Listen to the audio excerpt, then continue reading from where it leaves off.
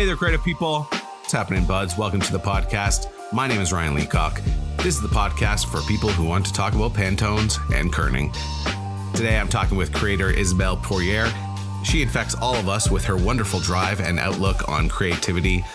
I loved talking with Isabella about the Ottawa Design Club and their wonderful zine, which I called a book a handful of times when we were talking, because sometimes I goof on my words. Anyway, Isabelle and her team in Ottawa are doing something super, super cool. She tells me about starting that club, making a zine, and starting her business just before the pandemic hit, and how she fought her way through. If you needed some motivation this week, Izzy is here for you. How's everyone doing? Adjusting to the new normal? I was so thankful for this episode as I was putting it together. This is my first real week going out on my own, and I needed someone like Izzy in my ear. I spent a lot of time planning and dreaming of what it was going to be like when I took that jump. You know, full-time creative. Now I took that jump and I just got to do all those things. All right, well, that's enough bumper talk. Let's get into it with Isabella.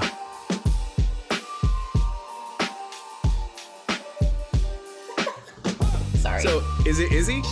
Yeah, it's Isabelle. Everybody calls me Izzy. Well, nice to meet you, Izzy. Likewise. How's it going? Good. I mean, considering there's a lot happening right now. Yeah. Yeah. Thank you so much for sending that book. I love it. It's like I got a gift. I was like looking through and everything was like so thought of. Like the paper felt nice. The outside was nice. It was great. And like the little gum in there, that was great. Thank you. Yeah, it was kind of a roller coaster journey to have that zine printed with the shutdown. We can dive into it later if you want. It was 2 months delayed due to the shutdown. Oh, wow. Yeah, there was a lot of back and forth, but after the 6th proof, we got it. Then it was sent out to the world. You persevered. I love it. We had no choice. So how often do you do them? I mean, we can talk about that. Are you like planning the next one right now? Yes, we are.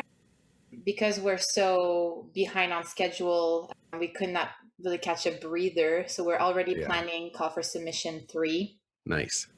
We said that we wanted to do a triannual zine, but given that with the Ottawa Design Club, we do panels and speaker events and workshops, we're like, who are we kidding? 3 is way too much. Let's stick to two zines a year. And then it also makes sense because when we can go back to normal, quote unquote, and we want to have in-person events, I think 2 zines will make more sense too, because it takes more organization to have in-person events. Yeah. So, well, I love it. I love what you're doing up there. It's incredible. Thank you. Sounds like a lot. It is a lot. and that's by night. The Ottawa Design Club is on the side. It's not my main thing. Yeah. Well, let's get all into that. Let's start with, I'll have you introduce yourself. You can tell everyone what you do and where you're from. So my name is Isabelle Poirier. Everybody calls me Izzy. I am in Ottawa, Ontario. By day, I run my own virtual design studio, which is called IP Design. And by night, I am the founder of the Ottawa Design Club. But overall, I see myself as a creator, if you want to have a title to it. Yeah, I love it. You have taken on a lot. Yes. Tell me about, let's go back a little bit. What started all this? Like, I guess way back when you were little, did you always want to be a creator? I think so. I feel like it's been in my blood since I was born because my mom is a visual arts teacher. Mm-hmm. So she is a creator. And she has this amazing technique where she does drawing with crayons and she blends it that it looks almost like oil paint. It's really interesting. So I remember sitting down like next to her and just watch her quietly and try to learn. And I would ask like, how do you mix those colors? Like how do you have that texture? And she would patiently like stop and explain it to me. So, and that's it. Like I wanted to be able to do what she was doing. I don't have her style at all, but I feel like it was given to me as this gift when I was growing up, because it was allowed in my home. Yeah. Oh, that's so special. I love that.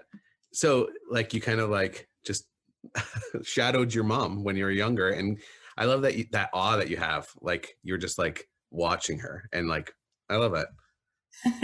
Yeah, it was like a precious moment. I remember being 6 years old, and the TV was playing in the kitchen, and she was like all over the kitchen table and like with all her crayons, and I just like kind of created myself a mini space, and then I was really into Lion King back then, and I was like, Mom, how do you draw Simba?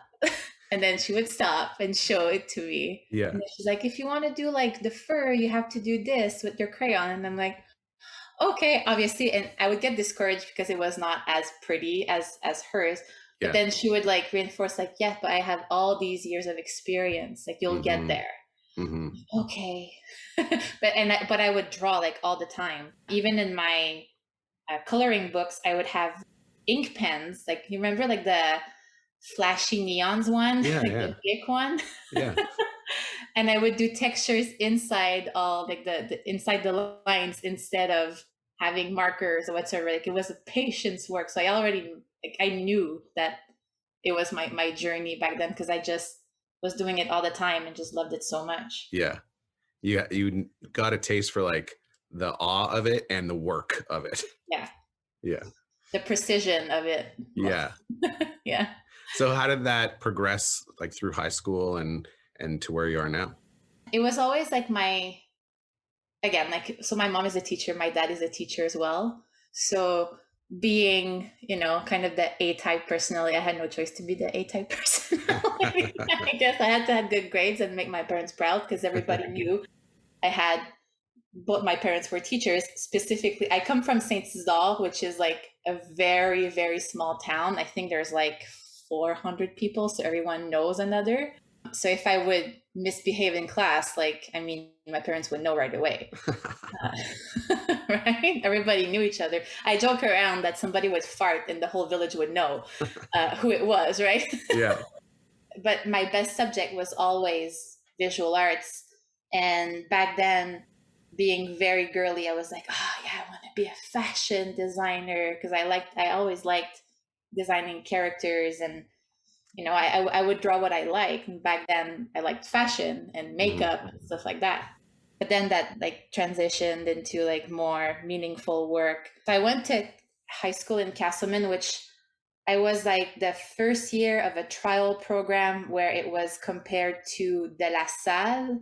De La Salle is like a specialized high school program for creatives. Yeah. And then it did become like a specialized visual arts and all arts, like high school. Yeah. So I did that.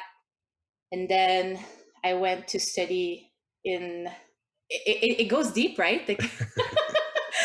But I guess where my true journey started was when I went to Ottawa U in the visual arts program with specialization in photography and painting. Yeah. And after that, after I graduated, I was like a whole new person. So I had, I guess, a second moment. Oh. Because it's like my teachers gave me the tools to think creatively. It almost in a circle. Like I guess it's the best way that I can describe it. Instead of thinking from top to bottom, I would think as a whole, like as a sphere, even like in a 3D. Yeah. Where I felt like, one idea could have so many layers and more dimension. And the fun thing about this was that every time I would produce some work, other people would find other narratives into it that would surprise me, because like I had an intention and then they would take it somewhere else whenever we would have our critiques. And that to me was like, oh my God, this is why we create. And then after that, after graduating, I was like, wow, like how am I going to have this experience again in my life? Like while working, and especially being in Ottawa and back then, because it's been 10 years already since I graduated. it was under Harper. So there was less creativity, I found, that as now being under liberal government. And I feel like I have to mention that because it was very true to my narrative anyway. And you can edit it out if you want to. No, it's your experience. Yeah, but I just felt that way, like, because I would go into interviews and people would tell me, you're too creative for us, and as if it was a bad thing. And I'm just like, but creativity, like, again, because knowing all that, how it's multi-dimensional like this, I'm like, but I can solve your problems with creativity. Like let's think together and see like other answers, and let's deep dive. And it was frowned upon. Mm-hmm. I was actually without work for 3 years after I graduated, but that's when I discovered design, because I'm like, how can I take all this creative thinking, creative juice, and solutions into something marketable? Then I'm like, well, how about design? Design seems like a good idea. And then obviously fell in love with branding, as branding is almost like creating a series of work where you take on a meaning and you put it out to the world, and then other people fill out that narrative for you. That's basically the principles of branding.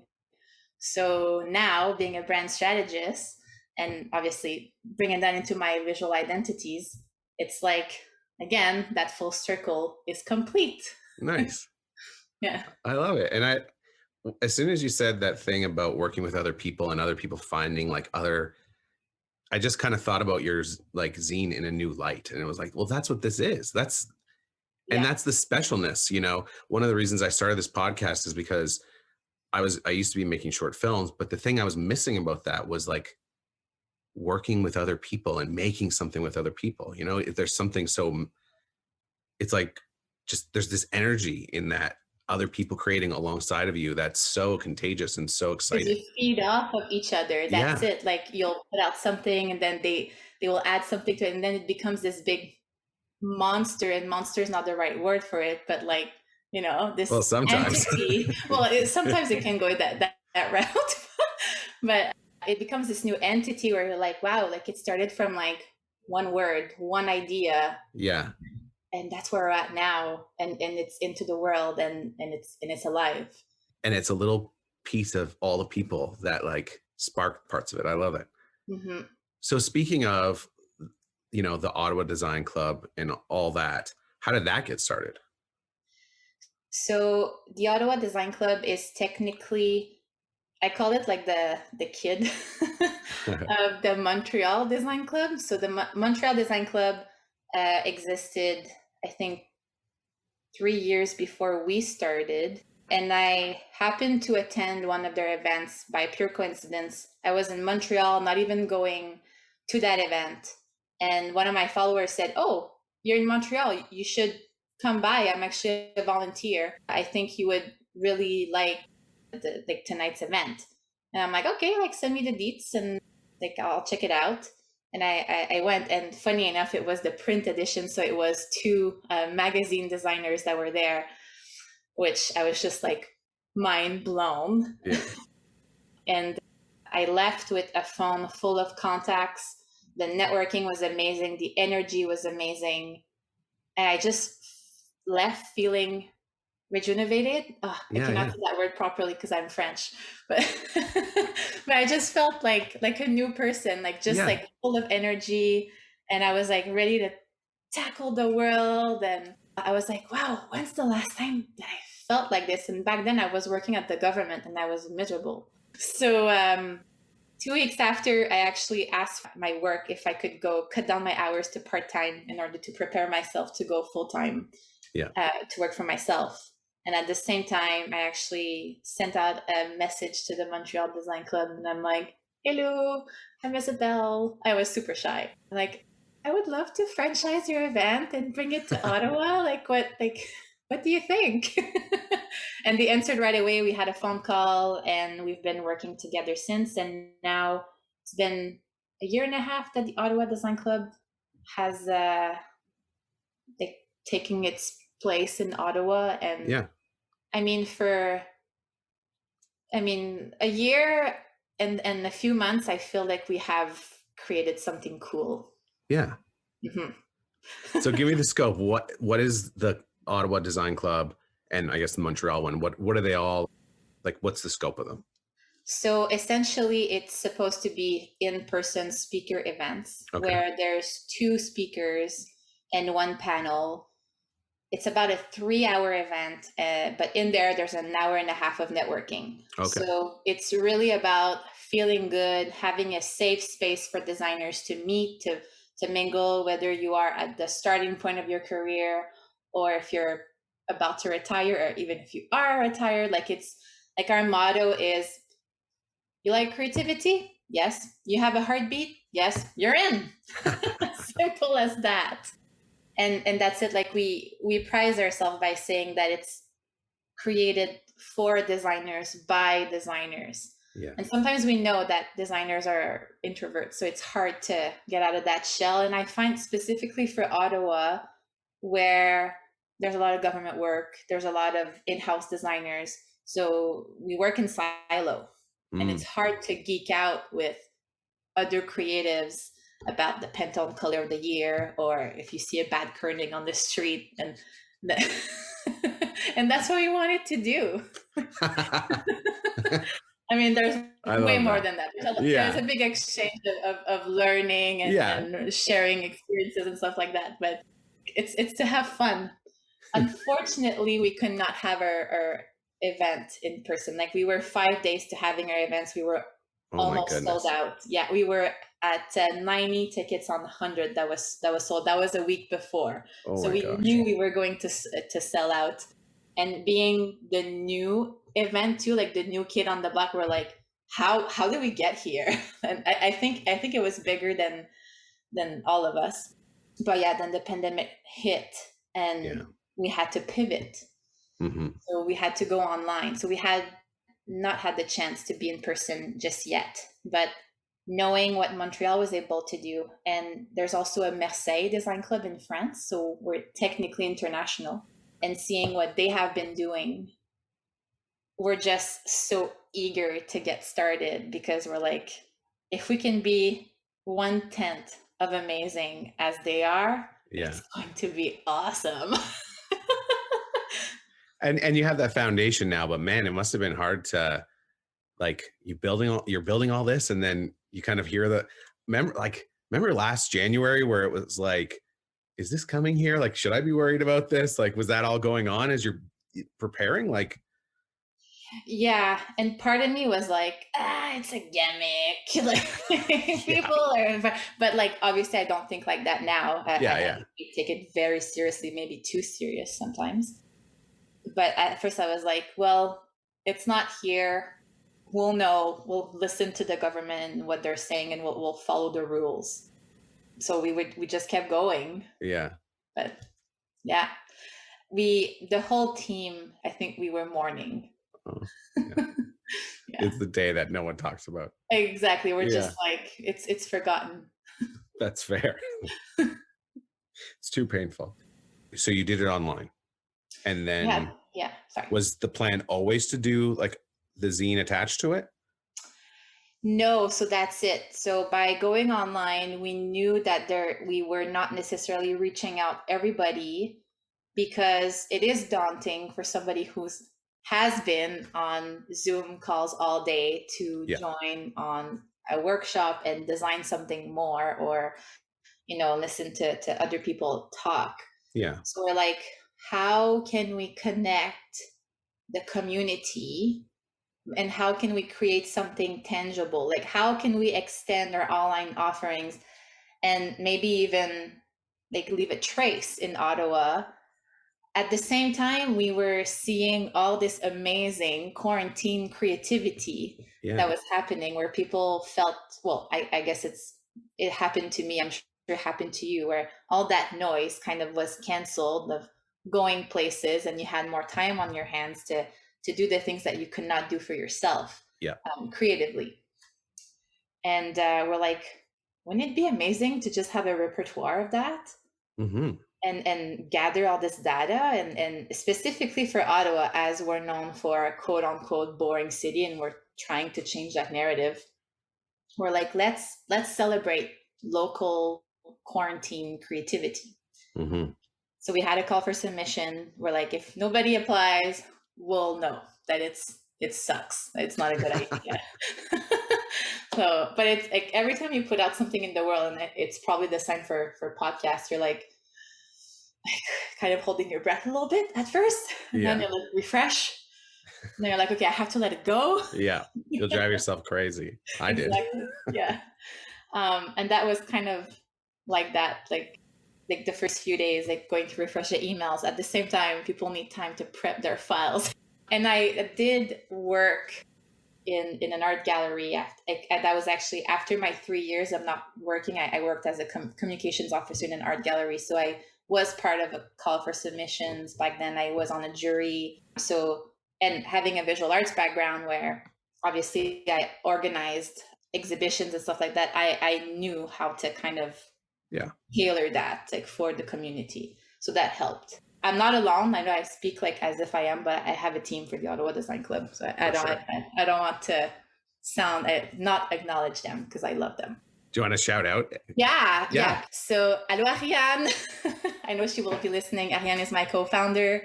And we have a new member. Her name is Chanel. She helps us with social media and some admin stuff. So, hi, Chanel. I love it. So you talked about tactile, and I love that, the response was to go partially virtual, but then you're like, I want to capture and leave a trace of this. I really like that, how you said that. Talk to me about, it seems like that tactile has always been a part of, your work right from the very beginning with the crayons. Talk to me about, just tactile work. I didn't see it like that. That's actually a great way to see it. I feel probably because of, that's it, like my upbringing, the fact that I did photography, I love black and white photography where I would actually print in the dark room. So that was very tactile too. Painting obviously is very tactile too. And I feel like it's a different way of consuming like the content too. When it's, you can look at cool design on Instagram, but when it's a magazine, you see it in a different way. Yeah. Even like how you interact with it too. And I guess that's what we wanted to do. Plus, it's cool to say we designed a zine. I won't lie. It was it is cool experience. I think all of us have had the idea, I should make a zine. And then you realize, oh my gosh, it's so much work. And you guys did the work. So partly I was proud of you when I got the package. I was like, good for them. Thank you so much. Yeah. And at first we were seeing it very small because I guess we're used to working with small budget. It's we were new and we didn't have an in-person event or anything. So we had nothing. Mm-hmm. And we had somebody reaching out to us. His name is Adrian and he's the creative director. And we're like, hey, do you want to help us to brainstorm with this? Because Ariane and I, the way we think is very similar. And I'm like, maybe having another point of view, again, completing that sphere of narrative, let's invite Adrian to see if he can elevate our ideas or point some loopholes that we're not seeing. And he did. He's like, why do you want at first we wanted a big format. He's like, no, make it pocket. Then he explained why, and it made a lot of sense. And he's like just keep it printed, don't put it online. It will be all about the exclusivity as if it's a collecting item. And yes, that's our marketing hook. Love it. And we were able to again elevate each other's ideas and just add to it. Yeah. And then it became something tangible. It's more work than what we thought. First of all, the curation of it, the revision of all the text, seeing if the narrative makes sense, then adding a meaning to it. Yeah. Adding some Easter eggs, because we tried to add Easter eggs, hidden Easter eggs, we only have 2, but we think like that, in advance. So yeah, it is a lot of work, but it's fun. It's so fun. Well, that's the thank God it's fun because it's So much work. Yeah. All creative work, really. Mhm. Yeah. But it pays off. Yeah. And that's like when the community reaches out to us and then they say, wow, I was so inspired by this person or this person. Actually, funny story, I think you will enjoy it. I actually found Stephanie Butari through you, and she was in our first zine. Oh, I love that. And the reason why I found you and Stephanie technically is because Ryan, who you also interviewed, shared on his profile. And I met Ryan via a mutual friend. So see how everything is interconnected. Yeah. And now we're having this conversation today. So isn't that cool? It is cool. I love Stephanie. I'm friends with Ryan. We've hung out a little bit as much as we could since this thing started. He actually has a question he sent me for me to ask you, and you brought him up, so I'm going to just ask it. No way. Okay, cool. What's a non-design related thing that fuels you in your craft? Oh yeah, I saw that questions. That was it.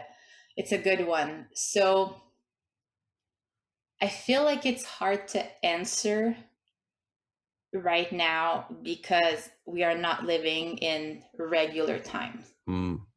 On the day, not on the day to day, but in the regular world, I allow myself a lot of serendipity moments where I would wander, or if I have kind of an afternoon off, or if I have to go to like an appointment, I'll allow myself an hour or two to go to the museum or walk around and just kind of let myself be inspired. And same thing when I travel, and I would try to travel at least twice a year, even if it's just small weekends, like just a change of scenery.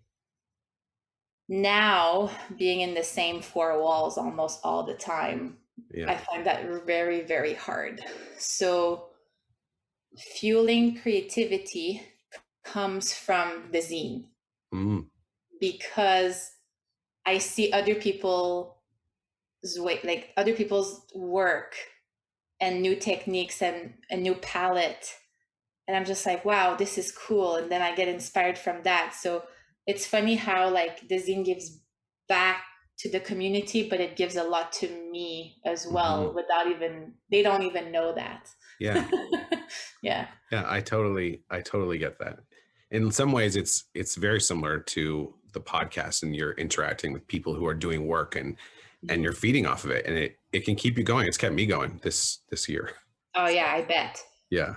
Especially now that we're in the last few little shutdown, we hope. Oh my gosh. Yeah. I cannot take it anymore. So this is an aside. I got in a car accident last week, and everything's fine. But after it, I was like, I think I'm broken. I can't take anymore.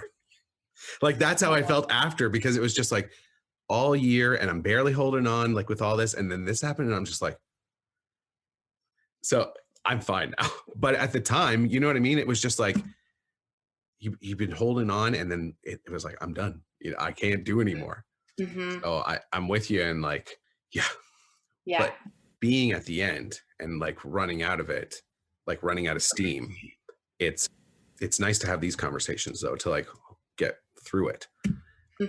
So that's how it's been with you with the zine, I guess. For sure. Not just the zine, but also the panels and the workshop. The workshops are very fun because we keep it to 20 people max, because we want interactions. We will have questions, and we even say to people that attend, come in with your questions and we'll have discussions. And it's good questions.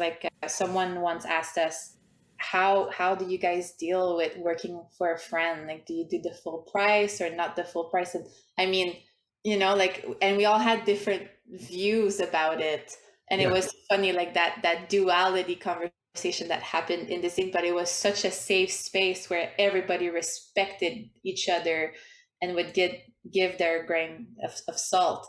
That has been amazing. And then at the end, because we do a design at the same time, we get to see some work. So it's double the winning.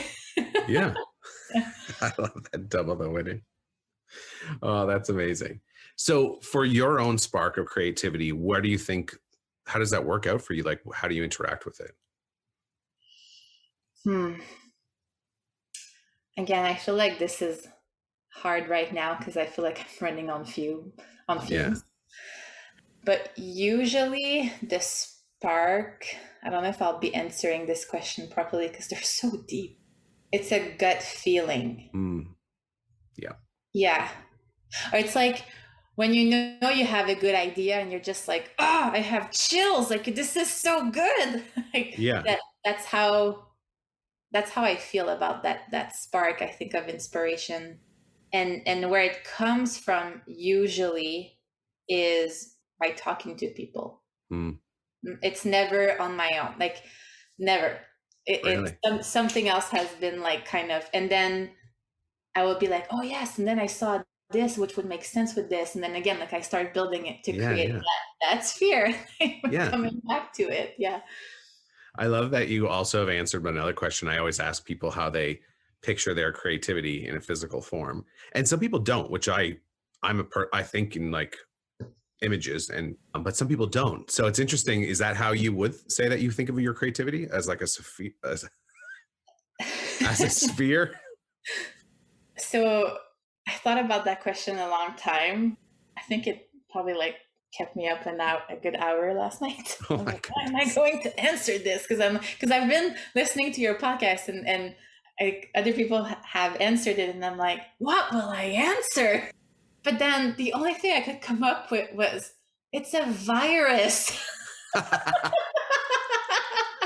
it's contagious. I hope that my creativity is contagious in the good form, in the good way. Again, like with the zine, I feel like it is something that, like, when you give to people, that like they will probably want to create something after or apply to it after, and vice versa. So like I hope that my creativity or the way that I speak of it is contagious, and like if you're listening right now, pick up a pen and pencil, create something. I fully agree with that. Life's better like when you are doing it. I wish I had a better word than virus, because virus feels like kind of negative with everything that's happening. I love it though. Hold on one second. I'm gonna grab your book. Okay. Sorry, I should say I'm gonna grab the zine. So now, especially now that I think about your creativity as a virus, I like, you sent me like this contagious piece of I love it. So one of the things when you sent me back the questions that stood out to you, there was a few that not a lot of people answer. So I wanted to ask you about those. One of the ones was, what do people get wrong about creativity? Just something to say about that? Yeah, I do. I have a lot of opinions. Me too. So I guess it's something that's like personal to me, because I guess bad stuff happened due to that. But it's the stigma or the bad habits that comes with being creative. Like when oh, you're creative, you must be always like late, or you must not be organized, or you're a floater, you don't know what you want in life, haha, you're a painter, or what are you going to do with a creative work life? Like, what are you going to paint to make money? Like what? Yeah. Stuff for the like record, that. I've been all those things. Late, floater. Yeah, I mean, it happens that's the thing. It's not because you're creative that you will be late, or you will miss some organization in a specific area of your life. Everybody. And the other thing too is, everybody's creative. You could be the most logical person ever. When you solve a problem, you're creative. So everybody's creative. They just don't know about it. And then they put that label on someone because some people wishes to express it more. Yeah. Or differently. Differently, exactly. Which I hate. As you can see, I'm getting frustrated, and I did not have the proper words to probably say it. And the expressions did not translate well from English to French. Do you speak a bit of French? No. Okay. Although I should. My father's like bilingual, but it never stopped. I'm a disappointment. So. Oh, well, my dad's a math teacher, and the fact that I cannot calculate to save my life, like he's very sad about it. But I took from my mom's side, so that works. Yeah. So how has it like affected you? Like have you had to push back against those kind of stigmas? I think I do now because Okay. I have the confidence Mm, to do so, and I know exactly where I'm going. mm, I wish that I had that backbone when I was younger. Yeah, after I graduated the visual arts program, technically I had tailored my studies to become a teacher, and I decided to not take that route at the very last minute. And then everybody was asking me, well, what will you do? Like, you only have a visual arts degree. And that to me was like one of the worst insults that you could tell me, because I'm like, do you know what's in here? Because I've been able to think differently. mm. And like it, the visual arts program was so rich. And like, I think some of my best years come from this program. I don't have kids yet, and I'm still fairly young, but I know that, you know, they influenced me a lot. Hence why I can say that they were some of my best years. But yeah, and some people would say, like, they don't know that they say it. I think it's just to make conversation, but it's kind of pejorative in a way. It's like, well, what will you do with, you know, visual arts, and well, who you do design, like what will you do? And I'm like, it's high demand. Yeah. Or like they will say, what does a brand strategist do? Websites? Everybody can do a website. Like that. Just like, no, like there's like anything else, there's people that are very good at it, very bad at it. It's not because there's a YouTube tutorial on it that, you know, you can be qualified for it. There's a YouTube tutorial on, you know, how to fix your leaking toilet. Does that make you a plumber? Yeah. No. same difference. That was a strong example.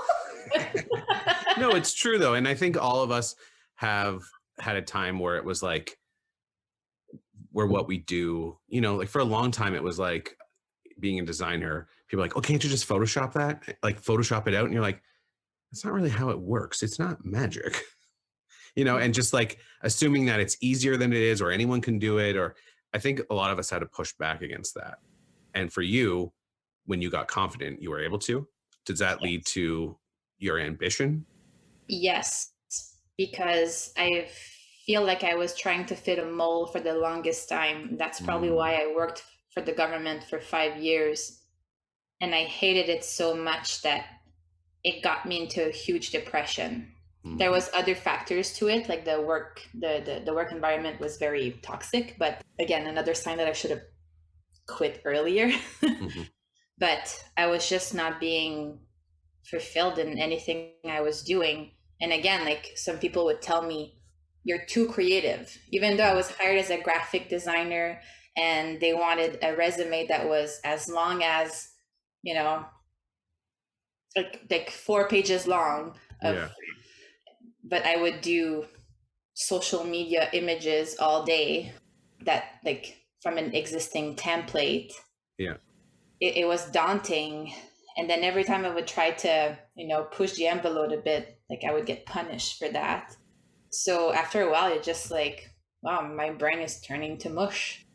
But yeah, no, after like, and I would, if I'm being like transparent, I would cry about it like sometimes. And but everybody would say like, but you have a good pension, and that's like where Mm, you're an adult, you're not supposed to like what you're doing, and that's the old mentality. mhm. And I'm just like, no, like that's, you go to work more than you're at home. It does not make sense to not like what you do.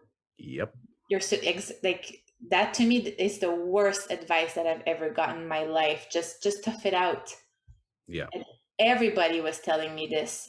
So I thought there was a problem with me for the longest time for wanting something else. Wow. But once I figured that that was not my calling, and I just decided to quit and do my own thing, it's like everything fell into place. It's like the universe was waiting for me to quit and do something else. It's crazy. I just as an aside, I'm about to quit my current work and go out on my own. And I'm like Congrats. so scared. I'm also very excited, but yeah, I know it. You're like, you're saying this. I'm like, yep. Yeah. And you have kids, like, so that's the thing, like you have people that are dependent on you. I was lucky in the sense that besides my cats, nobody depends on me, and my fiance can help out if I make less in a month. Like there's also that pressure of like when you have a family. So kudos if you're taking the leap and that you feel that you're there and everything's lining up. Like congrats. And I kid you not, it will be hard, but it will be so awesome. The sweet spot for me is actually because I have the responsibilities. When I didn't have any responsibilities, like I was like what you were talking about before, I was, I'd have ideas and I would finish them or I wouldn't finish them. I was just, I flaked out all the time. And it wasn't until I got that responsibility that I was like, oh, I got it. I can't fuck around anymore. Yeah. And so even with leaving, and like I've worked freelance and stuff before, but this is a different thing that I'm trying to do now because of the podcast and everything. I'm really approaching it much differently. Like, but it's the responsibility that's making me think that way. If I didn't have kids, I don't know what I would do. Yeah, I guess it does give that sense of like, I need to make it work because if I don't, then, I don't want to. Yeah. For some of us, Yeah, I had to, it took me a long time to find my ambition. Yeah. But well, no, I think you will kill it. Can I just say that the branding for the podcast is like crazy good. Like I thank you. It's so well done. Like every time I look at it, I'm like, oh my God, this is so good. Like visually, the whole entity of it, the personality of it, like everything is like, yes. So wow, I thank you for saying that. I really appreciate it. I'm going to live on that compliment for a week. Please, more than that. Speaking of creative achievements, one of the questions that you highlighted was about creative achievements. Is there something that you have in mind when you kind of mentioned that question? Well, I mean, the zine, obviously, that feels like a big one. Even though it was like a bad year last year, when I did kind of like the retrospective of everything that happened, I was like, holy shit, I've done a lot. Yeah. So there was the full, like last year, I launched my business at the same time of launching the Ottawa Design Club. So so anybody listening, don't do it at the same time. It's social suicide and just like, you won't sleep. If you have like the stamina for it, please go for it. But like, talk to me in a month after, and we'll probably laugh about it. but or find yourself a team to delegate. I did not have a team at first, but whenever I did, that was like it went so smoothly. Then I also did the masterclass 1, the level C, which is a it's a brand specialist certificate taught by Marty Newmeyer, which is kind of like one of my heroes in branding. Yeah, you're like, I see your face like lighting up. That was a big one. And I just did in February the level 2. So that's actually the highest accreditation there is right now. It was hard.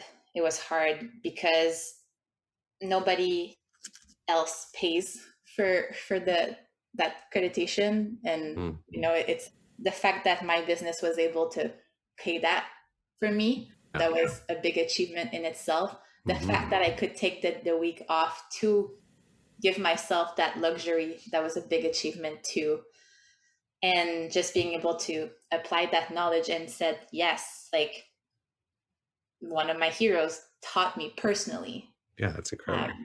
It is incredible. So that was a big achievement. But everything kind of like goes like it's all intertwined, because even though I did the level C certification for my business, I apply it in the zine a lot, because it's a way of thinking. Branding is a way of thinking. And then everything that I like, the creativity and everything that I learned from the community, I applied in my business. So even though it was crazy, it was like meant to be intertwined. Yeah. So that, I think the level C and the zine is one of my biggest achievements of 2020 and 2021, because I launched a zine last year too, launched one this year. I did a level 1 last year and level 2 this year. So 2 big years so far, and it's not done. Yeah. I love that you said I had the luxury to do that, but it's like when you were talking, I was like, wow, craft is important. You know, you've already gone on your own and you're still like, you know, working on your craft. Talk to me about that a little bit. I'm a true believer in continuous learning, specifically in the world that we are right now. Everything is fast. Everything changes super fast. So it's important to have the foundations and then seeing the world as it evolves and being able to apply those foundations as it evolves.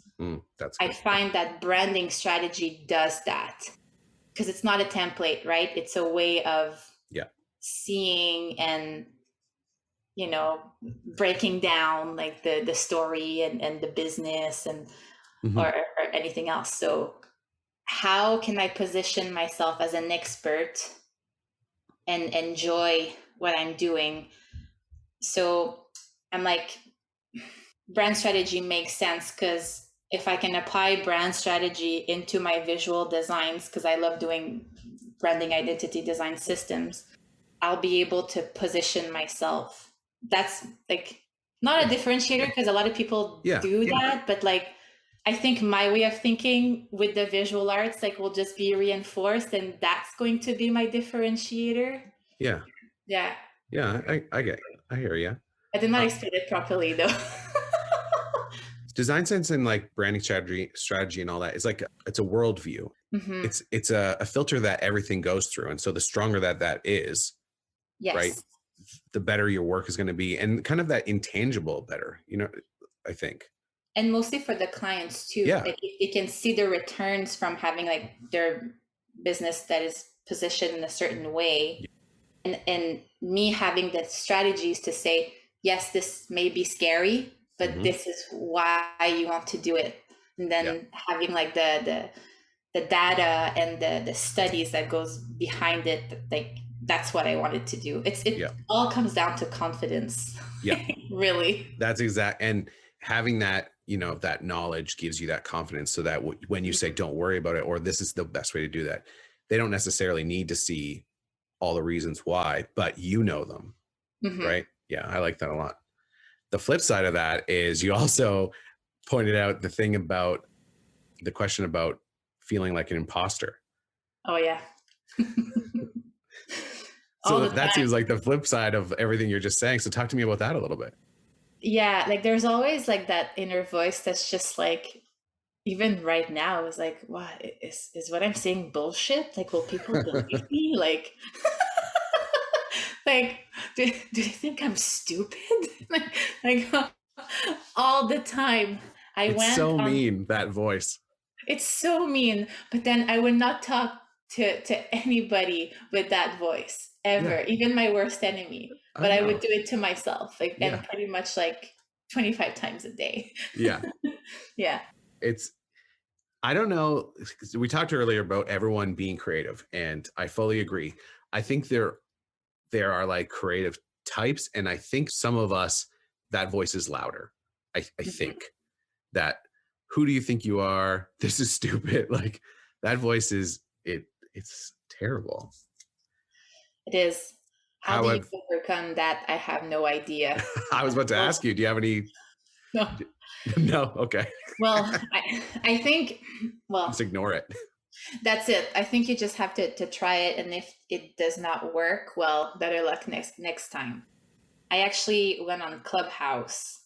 Okay. If we want to have like some dirt, I'll give you some dirt. And maybe you can edit it out, because anyways, you'll see. Okay. I just like started getting into Clubhouse, and I'm like, oh, it's maybe like a good way to target like markets outside of Ottawa. So I'll just like join a few rooms, and if they invite me on stage, I'll go and talk about branding and like what I do, and you know, and if they like me, they will invite me back, blah blah blah.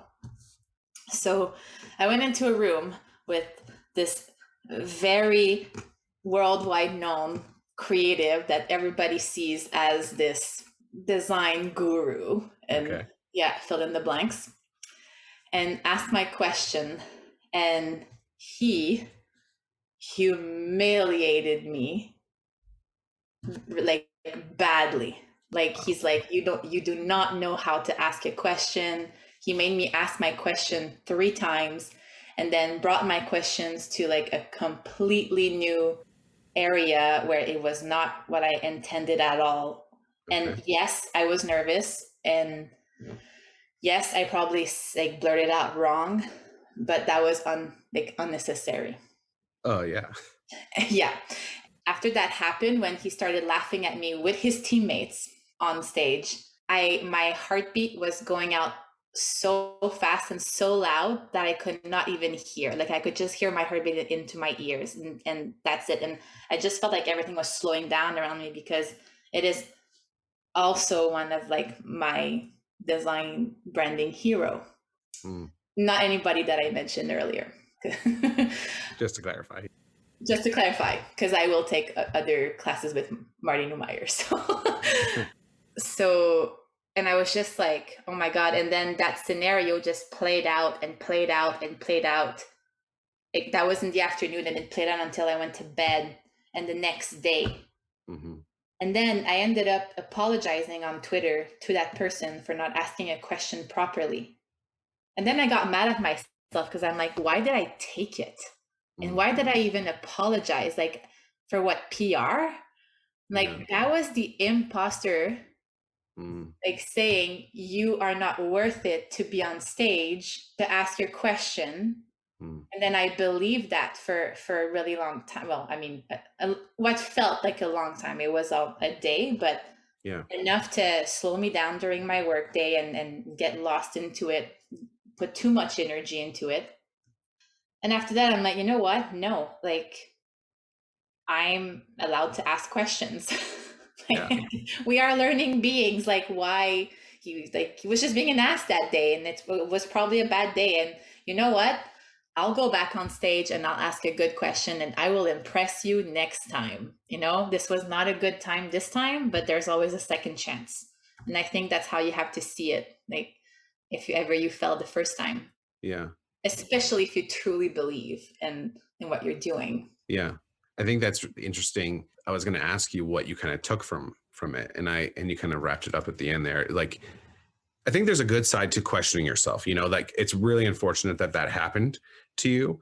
I think your resolve after of like picking yourself back up and like, you know what, like, screw you, and I'm going to ask a better question next time and all that. I think that's all kind of what you took from it. Is that what I'm getting? Like, Yeah, or yeah. just like, it's not because it was a split moment in time. What, like, that incident happened, it lasted what, 2 minutes? Yeah. He forgot about it. Yeah. It's my ego that did not forget about it.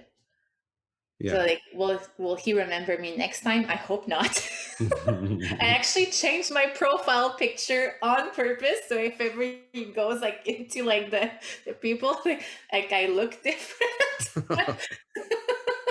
But like, that's it. Like, I think sometimes just like, fine, like, I messed up. You also have to say, like, you have to own up if you did something wrong. Like, if I look back at my first freelancing contract, same things. Like, it has happened that some clients were unhappy, or maybe I took them in a different direction, and again, ego would get in the way sometimes. Like, you have to learn from that, and you have to let it go if you want to grow. Mm-hmm. On the flip side, like, as we, do this more, and hopefully we get into positions, anyone like who's listening or whatever gets into positions where people are looking to you as like a leader, like, that shouldn't have happened to you. And hopefully that we can learn from that and not continue those sorts of behaviors, because, like, why? What? We're all just trying to live this life. To make it. Yeah. And anyone who's also trying to make it should know how hard it is. Mm-hmm. So it's disappointing when you hear stuff like that, especially from people that you admire. Yeah. And the good thing is again, like, community is so strong, because a few people after did reach out to me privately and said, "Hey, are you okay?" That was harsh. Yeah. People that I did not know from that room reached out personally to me. So I was like, wow. So it's not just me. That validated too, like the way I was feeling. So that felt good. So my mind is like blanking again. Oh, so this is a lot. Like we're talking about a lot of things here. How do you find balance in all of that? You know, with the ambition, with all the creative stuff, and your fiance. Like, how is there? How do you? What's the balance for you? What a There's face. not. There's not. Like, Not right now. I think I took this lockdown as an opportunity to just do the heavy lifting as much yeah, as I could without any distraction. And yes, some days I still go to bed at 5 a.m. To finish something because I'm in a groove.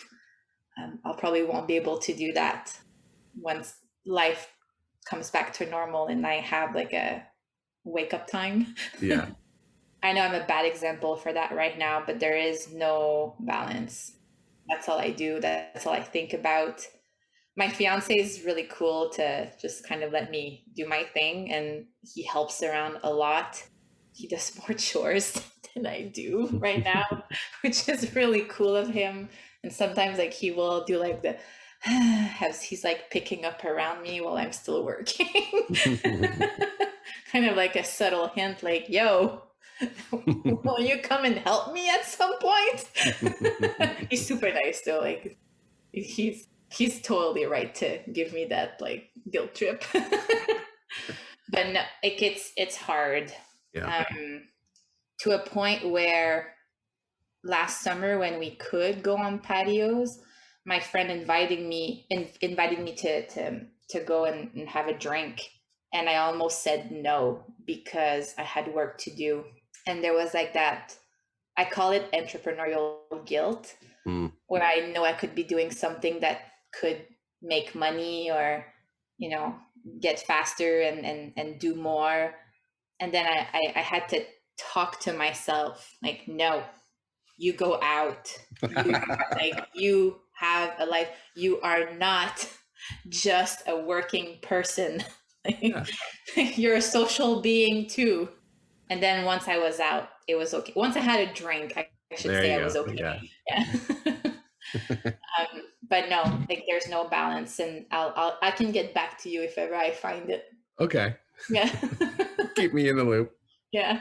No, but I like what you said, and there's the reality is like there's going to be times if you're really like all in on this that it's not going to be balanced. Mm-hmm. But even that talking to yourself is finding somewhat of a balance. Having to, and I don't think people understand that either. That aren't trying to make something like Mm-hmm. that. It sounds very silly to be like you have to talk to yourself to go out, and you're like, well, you don't understand. Like you really do. You really have to talk yourself through it sometimes, and just be Mm-hmm. like, no, this is important to me. You have to remind yourself. Absolutely. 100%. Oh, I love it. So this is, I was like, this is all like kind of like sad. We're working too much. We're getting talked to so meanly. What's the last thing that you saw, read, or heard that you were just like, whoa, this is amazing? Oh, so I binge TV at the same time as working, and there is this show that I love. I had to stream it because it did not like eagerly Yeah. download. Yeah, sorry. Actually, I should not, like, you can edit that out if you want. We've all been there. Yeah, don't tell anyone. It's called Undercover Billionaire, Okay. and it's millionaires that go undercover in cities that they're not known, and they are given a phone with zero contact, an old car, and $100, and they have 90 days to find a business and flip it to $1 million business, only using their knowledge. Wow. Yeah, I know, crazy. It started last year. Well, I guess, yeah, last year there was only one man. I forgot his name. This year there was 3 contestants at the same time, which added more dimension to the show, and I liked it way more. Yeah. And what made me go wow is that they all succeeded. Wow. Just using their knowledge, and they shared that knowledge too with obviously the audience, and the goal of the show is to prove that it's an American show, but that the American dream is still alive and present. But at the same time, they share how hard it is for them when they're not known. Like, his fake name was Louis. I forgot his real name. You just look it up. Okay.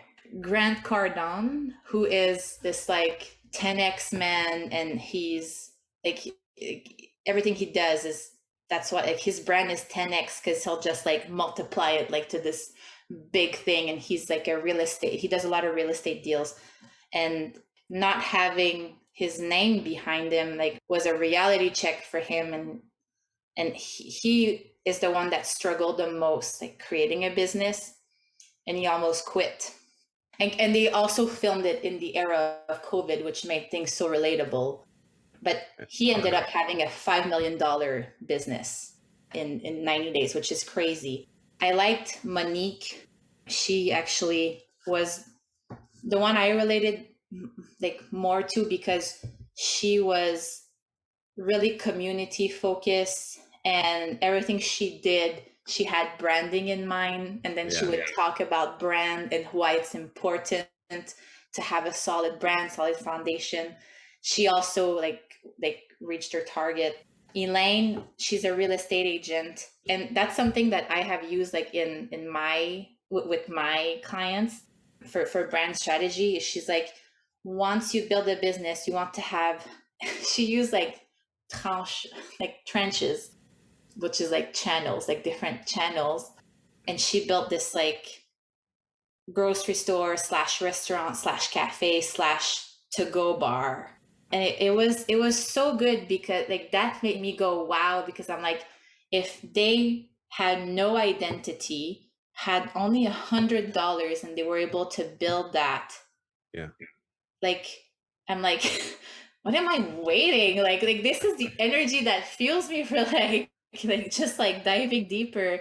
I mean, they were still able to meet people and organize meetings and stuff like that. It's also a show, so there was COVID tests and stuff like that. But still, it's like, wow, okay, yes, like anybody can do it if they persevere, if they work hard. And yes, like it's not always easy, but you know, it's, if you have a goal and you know how to pivot, and you know how to overcome those obstacles, like you're golden. So that was my wow moment. Spending time around people who are like kind of in that mindset, and like, just, I could see how that would be in your day, and it's on your streaming. But I could see how it's like, oh, this is contagious. You know, that kind of like, I'm going to do it. I'm going to figure this out. It's that virus again. Yeah. I've had the best time talking with you, Izzy. I just have one last question. What is your personal favorite thing to make?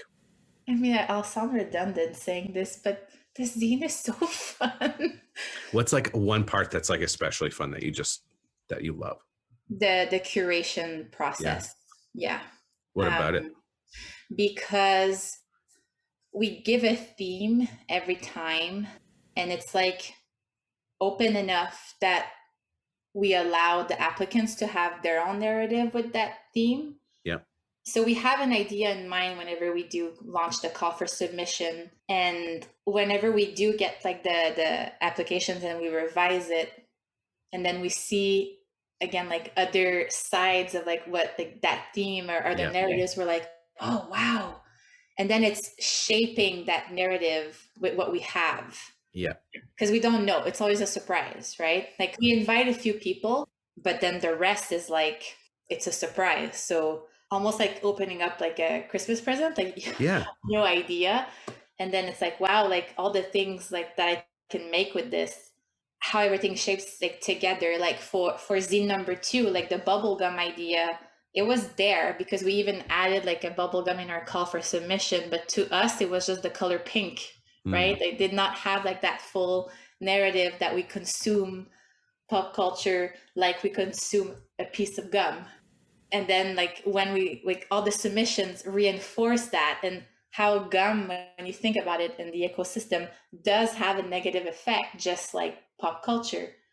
So we're like, wow, there's that duality happening with all the submissions, and oh my god. And then like when it feels us back and there's that full loop, like that's like, yes, like that's when we tapped into something sweet, pun intended, with that gum. So yeah, like that's the curation process of the zine is my favorite thing right now. Yeah. Yeah. And you're like waiting, you talked early at the beginning, like waiting for the submissions to come in, but now that you know that they're coming, it's like, it's being crafted kind of in real time. That's really exciting. Like as they come in, you're building this thing and what's going to come in next and how is it going to interact with everything else. I love that. That's so exciting. That's it. And the way we also select the work is, even though we're looking at all the artwork one by one on each spread, we import all the works into like a Milanote mood board. Yeah. To see if they also visually work together. And then we look at the description, then like we add, we remove, add back. And then we'll often invite other people, to other creatives, like to be part of the selecting committee. and that also allows like a fresh take on everything. So, and it's just like new conversations. It's the best. Yeah, I love that. That's so good. And it's that energy again. You're mixing with people, both like who are there and who aren't there, like through their work too. I think that's so cool. Thank you so much. Izzy, I love the zine. I love what you're doing.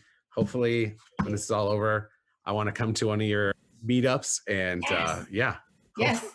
I want, like, COVID's over. I want to go places. So I want to come up to Ottawa. I want to be there. I had the best time talking with you. Thank you so much. It was very fun chatting. Thank you for having me. And thank you for all the listeners, for listening. I guess you say that. I'll say it later. Yeah, you say it. You're the best. Thank you so much. Who are you? Thank you. We'll talk soon, okay? Talk soon. All right. Bye.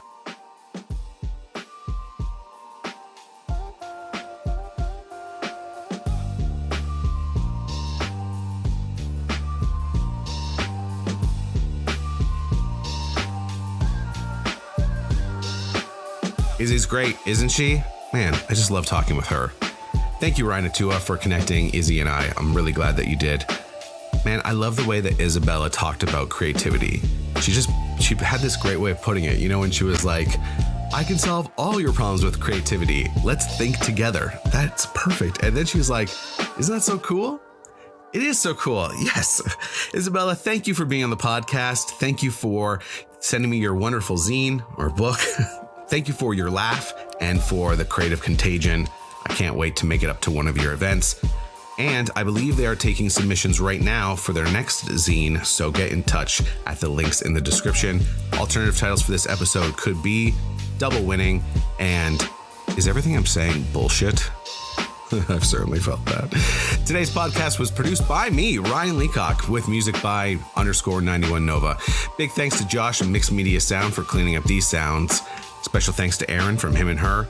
Thank you to you, again, podcast listeners. Thanks for listening today on behalf of Izzy and myself. If you liked today's episode, subscribe, tell a friend, buy a shirt from the shop. Got some cool stuff over there. This is the last episode until the fall. I have some cool stuff planned for over the summer, so I will be around. But until then, stay safe, show up. Guys, we're making the new. See ya.